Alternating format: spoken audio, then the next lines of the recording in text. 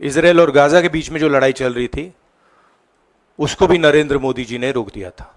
जो हिंदुस्तान में paper leak हो रहे हैं उसको नरेंद्र मोदी रोक नहीं पा रहे हैं या रोकना नहीं चाहते हैं, और आपके फ्यूचर से खिलवाड़ किया जा रहा है। पेपर लीक का कारण है कि सारे के सारे वाइस चांसलर्स, एजुकेशन सिस्टम को बीजेपी के लोगों ने, उनके पेरेंट ऑर्गेनाइजेशन ने कैप्चर कर। भारत छोड़ो न्याय यात्रा में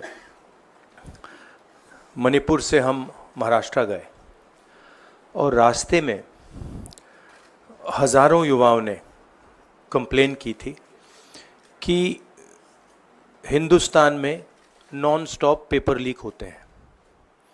और आज आप सबको मालूम है कि NEET paper and UGC NET के जो पेपर्स हैं वो लीक हुए हैं और एक कैंसिल भी हुआ है। कहा जा रहा था कि नरेंद्र मोदी जी ने यूक्रेन की लड़ाई रोक दी थी। मतलब एक ऑर्डर देके जो रूस और यूक्रेन के बीच में लड़ाई चल रही थी उसको रोक दिया था, ब्रेक लगा दी थी। इजराइल और गाजा के बीच में जो लड़ाई चल रही थी उसको भी नरेंद्र मोदी जी ने रोक दिया था। मगर किसी न किसी कारण जो हिंदुस्तान में पेपर लीक हो रहे हैं उसको नरेंद्र मोदी रोक नहीं पा रहे हैं या रोकना नहीं चाहते हैं। नुकसान स्टूडेंट्स का होता है। जो हिंदुस्तान के स्टूडेंट्स हैं, मैं जानता हूं कि आप इन एग्जाम्स के लिए महीनों सालों काम करते हो। ये आपका फ्यूचर है और आपके फ्यूचर से खिलवाड़ किया जा रहा है। मध्य प्रदेश में व्यापम हुआ और अब उस व्यापम को नरेंद्र मोदी जी और उनकी सरकार पूरे देश में फैलाने का काम कर रही है। मैं इंस्टीट्यूशनल कैप्चर की बात करता हूं, मीडिया की बात करी, अलग अलग हिंदुस्तान के जो संस्थाएं हैं उनकी बात की। यही एजुकेशन इंस्टीट्यूशंस में हो रहा है। पेपर लीक का कारण है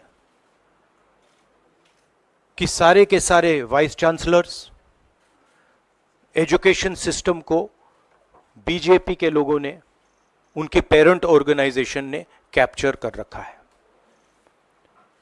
जब तक ये कैप्चर रिवर्स नहीं किया जाएगा तब तक पेपर लीक चलता जाएगा।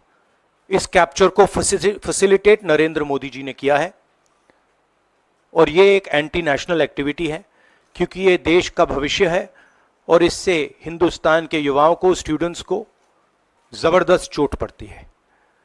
इंक्वायरी चल रही है, एक को आपने कैंसिल कर दिया है, अब पता नहीं दूसरे को कैंसिल किया जाएगा या नहीं किया जाएगा, बट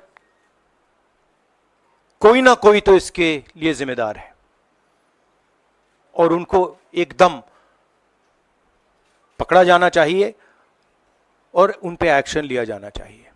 आपके कोई सवाल हो? सर, सोमवार से संसद का सत्र शुरू हो रहा है, तो क्या आप निजी तौर पर लोकसभा में इस विषय को उठाएंगे और आप यह मांग करेंगे कि प्रधानमंत्री मोदी खुद सदन में आकर जवाब दें इस विषय पर, क्योंकि ये छात्रों के भविष्य से जुड़ा विषय है? हाँ, बिल्कुल सिंपल क्वेश्चन। हाँ, उठाएंगे, पार्लियामेंट हाउस में उठाएंगे।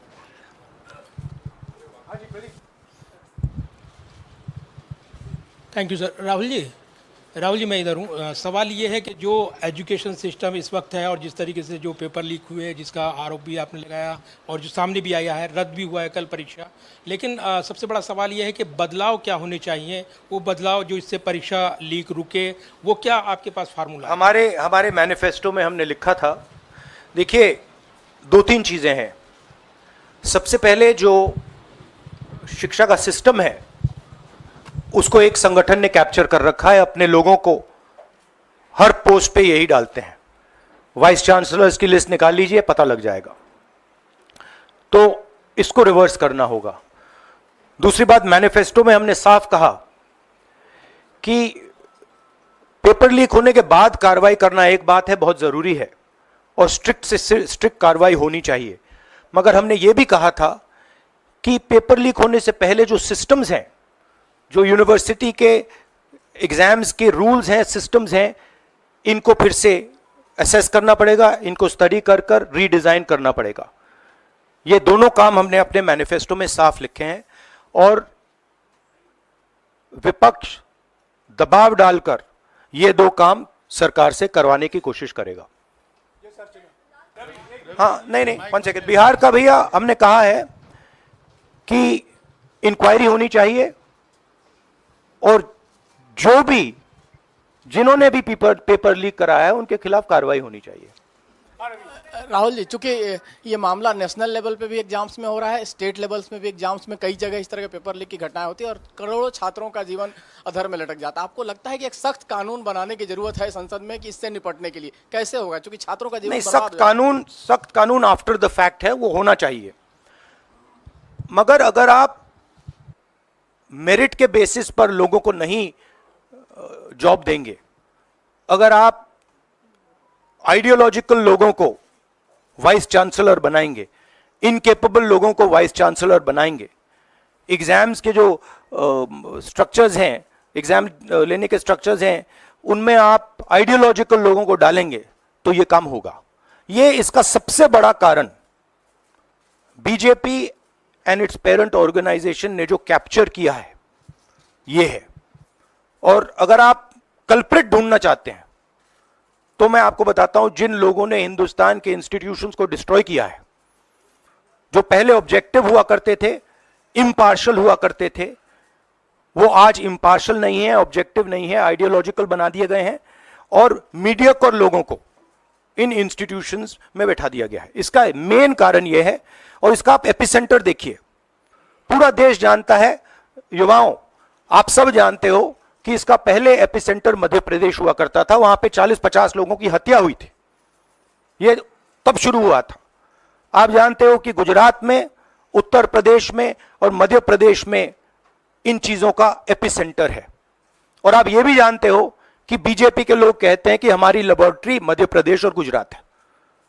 तो लेबोरेटरी से यह काम शुरू हुआ है, और अब यह काम देश में फैल रहा है, और आपका इससे नुकसान हो रहा है।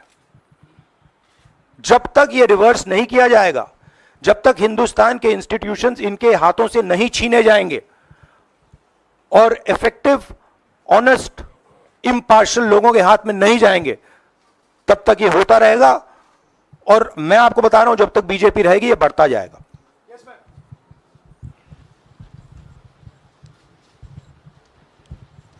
सर, एनटीए के अंदर सारे एग्ज़ाम्स आने लग गए हैं, नीट भी, नेट भी, और इवन कॉलेज एडमिशन्स भी उसी पे हो रहे हैं। तो आपको लग रहा है ट्रांसपेरेंसी कहीं ना कहीं वहीं ख़त्म हो जा रही है, क्योंकि वो एक एजेंसी जो है वही सारा कंडक्ट करा रही है।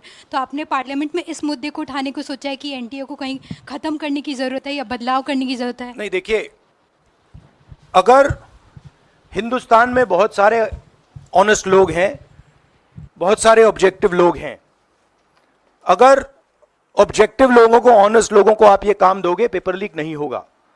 अगर आप मीडियोकर लोगों को राजनीतिक बेसिस पे, आइडियोलॉजिकल बेसिस पे चुन के करोगे, तो ये काम होगा। और ये मैं कह रहा हूं, दोहराता जा रहा हूं कि हर हिंदुस्तान की हर संस्था को कैप्चर कर रखा है, लीगल सिस्टम को, ब्यूरोक्रेसी को, इंटेलिजेंस एजेंसीज को, इन्वेस्टिगेटिव एजेंसीज को, एजुकेशन सिस्टम को।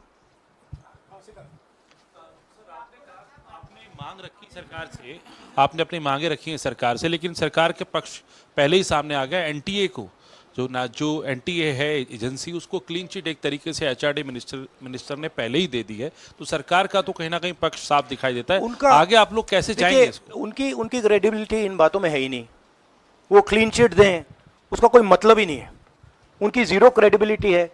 सब लोग जानते हैं कि एपिसेंटर मध्य प्रदेश, गुजरात एंड उत्तर प्रदेश। सबसे ज्यादा मेरी यात्राओं में सबसे ज्यादा पेपर लीक की बात यहीं आई थी, उत्तर प्रदेश में आई थी, मध्य प्रदेश में आई थी। आपने जो नरेंद्र मोदी जी की का जो कॉन्सेप्ट था और वो गुजरात में शुरू हुआ था, गुजरात से वो गुजरात मॉडल फिर वो नेशनल लेवल पे लाए। कॉन्सेप्ट क्या था? कॉन्सेप्ट था मार्केटिंग, हजारों करोड़ रुपए की मार्केटिंग और डर, एजेंसी का डर, मीडिया का डर, सरकार का डर। अब हुआ क्या? अब देश में कोई उनसे डरता ही नहीं है। मतलब एक तरीके से रिडिक्यूल करते हैं। जो पहले 56 इंच की छाती थी, अब नंबर तो नहीं दे सकता हूं, बट 30-32 हो गई है, राइट? तो अब पूरा जो ढांचा था, इतना बड़ा गुब्बारा था, वो इतना बड़ा हो गया। अब इससे नरेंद्र मोदी जी को साइकोलॉजिकल बहुत टेंशन होगा, बहुत प्रॉब्लम होगी, क्योंकि उनका जो काम करने का तरीका है वो लोगों को डराने का है, धमकाने का है। अब वो डर चला गया। आपने देखा, पता नहीं देखा या नहीं, वाराणसी में वो चप्पल मार दी किसी ने। अब आप इमेजिन कीजिए, चुनाव से पहले अगर कोई मारना भी चाहता था, डरता, तो वो जो डर था वो गायब हो गया, खत्म हो गया। और इंटरनल भी प्रॉब्लम्स हैं, इनकी पार्टी में प्रॉब्लम्स हैं, इनके पेरेंट ऑर्गेनाइजेशन में इश्यूज हैं। तो मेरा कहना है कि जो नरेंद्र मोदी का जो कॉन्सेप्ट था उसको ऑपोजिशन ने डिमोलिश कर दिया, खत्म कर दिया है। उसको आप 56 इंच की छाती कहें, उसको आप डर कहें, उसको आप मतलब जो बिग नरेंद्र मोदी जी की जो इमेज थी उसको फाड़ दिया हमने। अब अगर वाजपेयी जैसे लीडर होते जो जिनमें ह्यूमिलिटी थी, मनमोहन सिंह जी जैसे जिनमें ह्यूमिलिटी थी, लोगों की रिस्पेक्ट करते थे, बात सुनते थे, ऐसी सिचुएशन वो काम निकाल सकते थे। मगर ये नरेंद्र मोदी जी की स्टाइल ही नहीं है। नरेंद्र मोदी जी मतलब किसी की सुन नहीं सकते, बिना फोर्स काम नहीं कर सकते। तो ये अब मामला है। और दूसरी बात, बहुत मजबूत ऑपोजिशन है, तो काफी मतलब इंटरेस्टिंग समय है।